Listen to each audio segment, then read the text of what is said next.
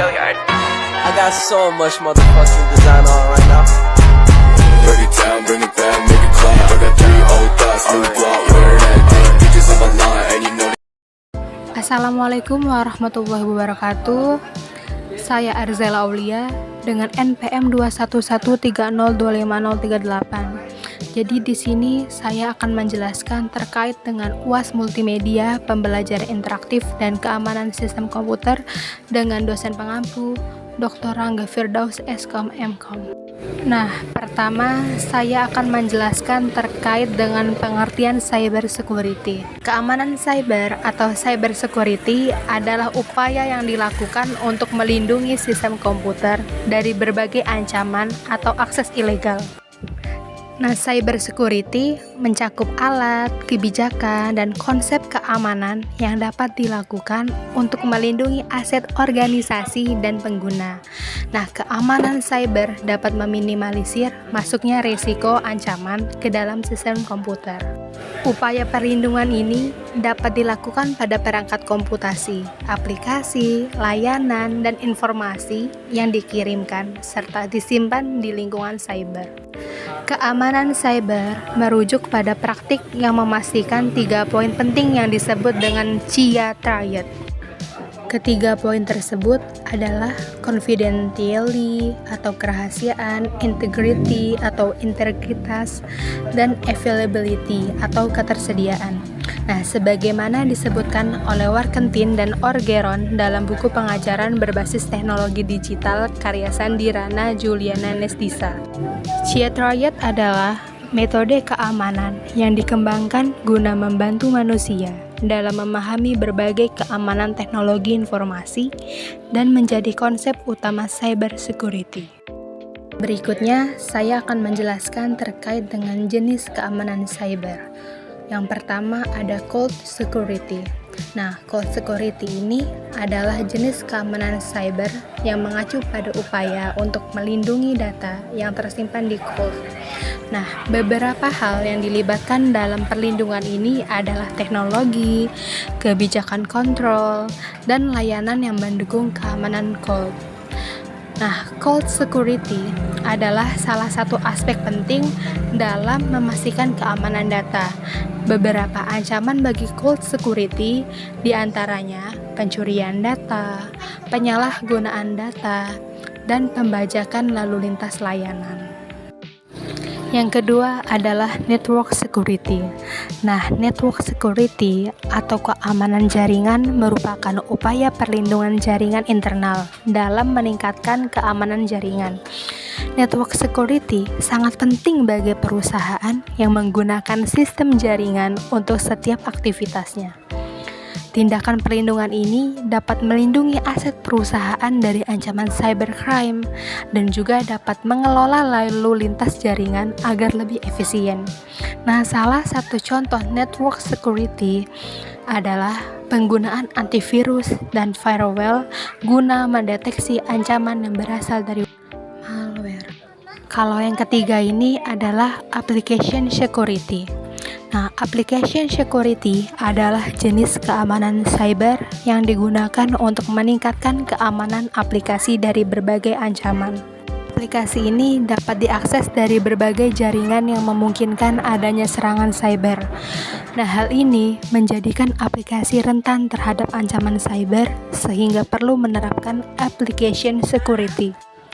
Beberapa cara yang dapat memastikan bahwa proses keamanan bekerja dengan baik adalah prosedur autentikasi, otorisasi, enkripsi, logging, dan uji keamanan aplikasi.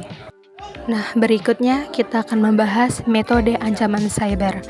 Nah, metode ancaman cyber ada beberapa jenis. Yang pertama ada malware. Nah, malware adalah malicious software. Merupakan salah satu ancaman cyber yang paling umum. Perangkat lunak ini diciptakan untuk mengganggu bahkan merusak komputer.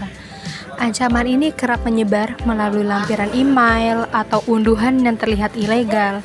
Beberapa jenis malware itu ada virus, trojans, spyware, ransomware, adware, dan botnet. Adapun yang kedua itu injeksi SQL atau Structured Query Language. Nah, jenis metode ancaman selanjutnya yaitu injeksi SQL yang digunakan untuk mengambil kendali serta mencuri data dari pusat data.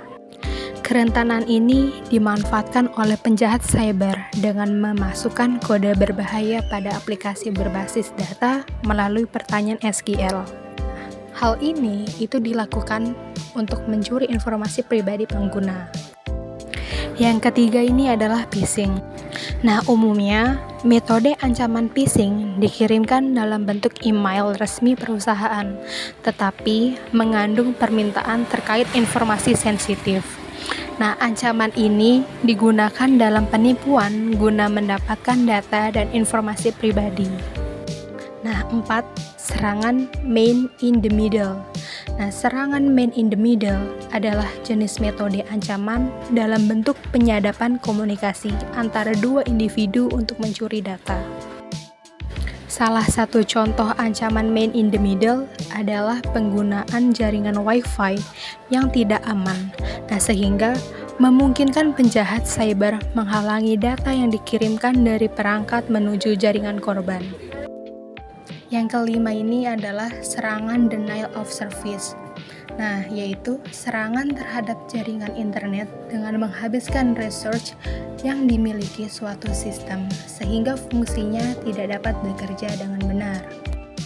Tidak hanya itu, serangan denial of service ini secara tidak langsung juga menghambat pengguna lain dalam mengakses layanan sistem yang diserang tersebut.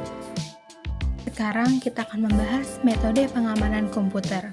Yang pertama ada network topologi.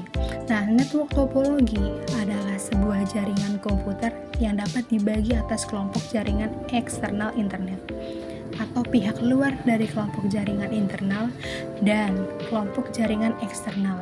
Nah, di antaranya disebut dengan demilitarized zone atau DMZ. Nah, yang kedua itu ada Security Information Management. Nah, apa sih Security Information Management?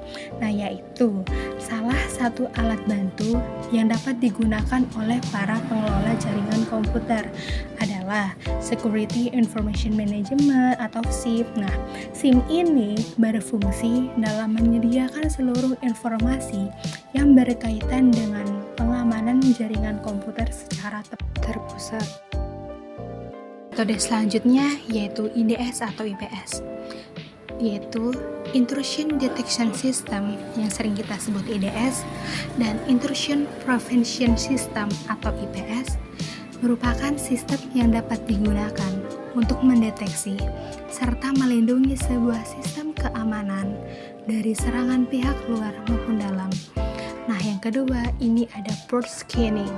Nah, metode port scanning biasanya digunakan oleh para penyerang guna mengetahui port apa saja yang terbuka di dalam sebuah sistem jaringan komputer. Nah, cara kerjanya itu dengan mengirimkan paket inisiasi koneksi ke setiap port yang telah ditentukan sebelumnya. Nah, apabila port scanner menerima jawaban dari sebuah port, nah maka terdapat aplikasi yang sedang bekerja dan siap menerima koneksi pada port tersebut. Adapun aplikasi network scanning yang bisa dipakai untuk melakukan diagnosa terhadap sistem service dan port kita, itu utility itu akan melakukan scanning terhadap sistem untuk mencari port mana saja yang terbuka, dan ada juga sekaligus memberikan laporan kelemahan sistem jika port ini terbuka.